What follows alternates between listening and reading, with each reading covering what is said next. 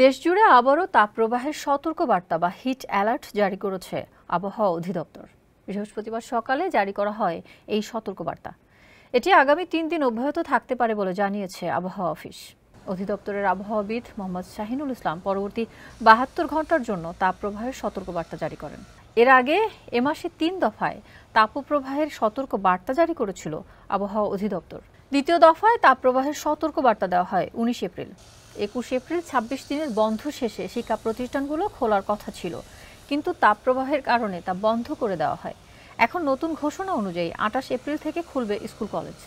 এই আবহাওয়াবিদ আরও জানান, আগামী 3 দিন তাপপ্রবাহ এমনটাই থাকতে পারে, এরপরও কমবে তা নিশ্চিত করে বলা যাচ্ছে না।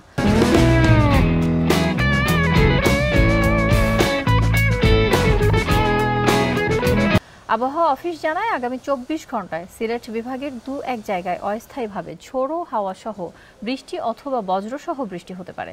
সেই সঙ্গে কোথাও কোথাও বিক্ষিপ্তভাবে শিলাবৃষ্টি হওয়ার শঙ্কা রয়েছে। এছাড়া দেশের অন্যত্র স্থায়ীভাবে আংশিক মেঘলা আকাশ সহ আবহাওয়া প্রধানত শুষ্ক থাকতে পারে।